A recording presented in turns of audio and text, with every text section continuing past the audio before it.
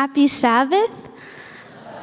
Today, Alex and I want to share our experience that we had in the DR and how we let God take over.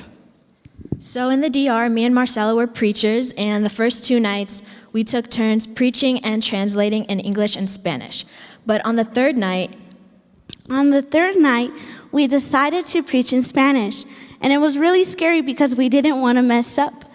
But we let God take over, and sure enough, He took over, and He helped us, and He inspired us each night to keep preaching in Spanish.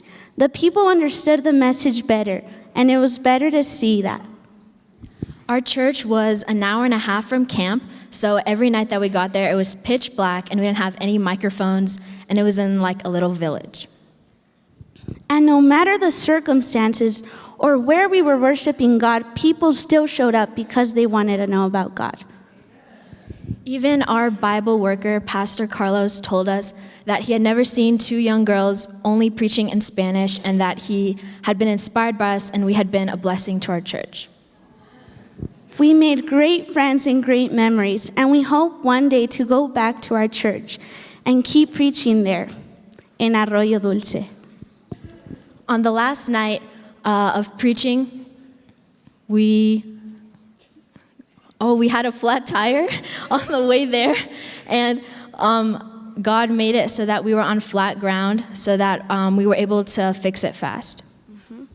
As soon as we got to our church, we started preaching, and it started raining on us. Out of every day, it rained that day. And it was really windy, but no matter what happened, we still got to share God's message. On that day, we bought pizza for all the kids, which is like 100 kids, and we also bought gifts for all of them, and they were so happy and grateful to receive everything we got for them. On the baptism day, we had 19 people baptizing from our church. Most of them were kids, but there was one special lady that was crippled and decided to get baptized. Every day at our church, we would ask, who loves God? If you want to get baptized, please stand up. And she would always find some way to stand up. Seeing that and seeing how much faith she had in God and how she let God take over her life made Alex and I want that for us in our life, that we want God to take over our lives too. This trip made me and Marcella's faith grow in God because all the people there, they had no light sometimes. They had no AC, but no matter their circumstances, they always had a lot of faith in God and trusted in Him.